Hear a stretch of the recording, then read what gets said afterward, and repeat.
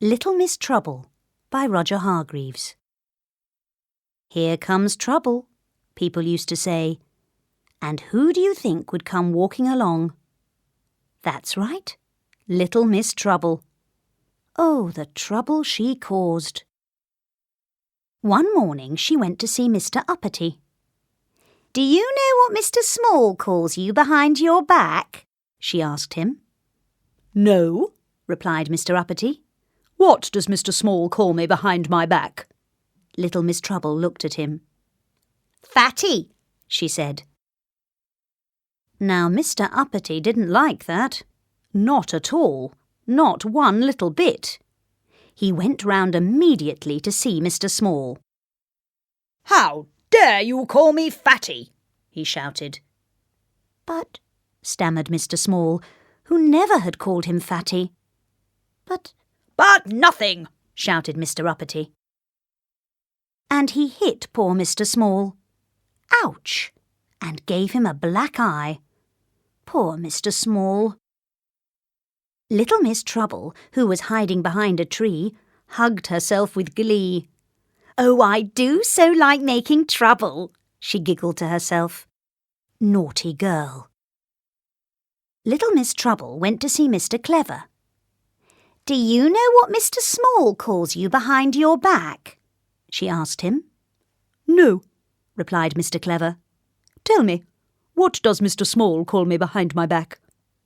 Little Miss Trouble looked at him. "Big nose," she said.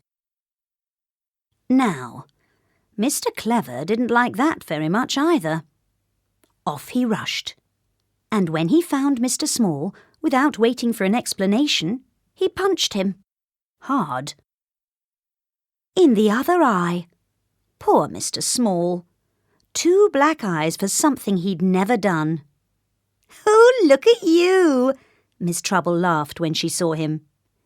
"It's all your fault," said Mr. Small. "True," she said, and walked off. Poor Mr. Small had to go to the doctor.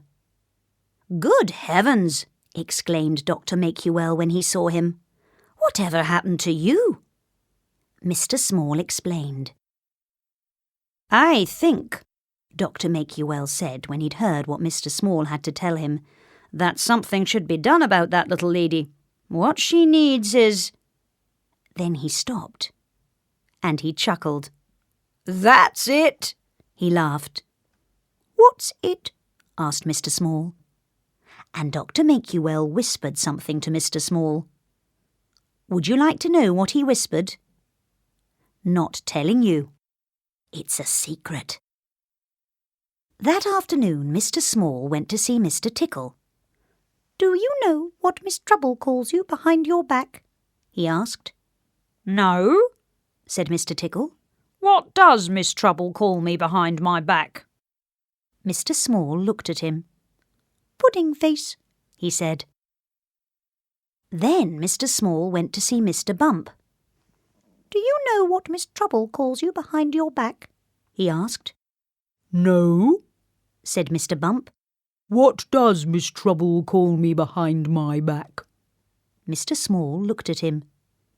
"Mr. Nitwit," he said. Little Miss Trouble was in trouble. "How dare you call me Pudding Face?" cried Mr. Tickle, and tickled her. "And how dare you call me Mr. Nitwit?" cried Mr. Bump, and bumped her. Now, I don't know whether you've ever been tickled and bumped at the same time, but it's not much fun. In fact, it's no fun at all. Tickle bump, tickle bump, tickle bump, tickle bump, for 10 minutes. And 10 minutes of tickle bumping is a long time, I can tell you. Later that evening, Dr. Make-you-well strolled round to see Mr. Small. "How are the eyes?" he asked.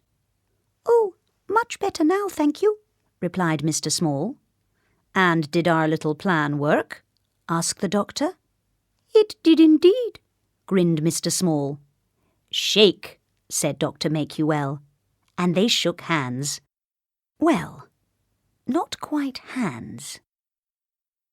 Dr. Make-you-well then strolled round to see Miss Trouble.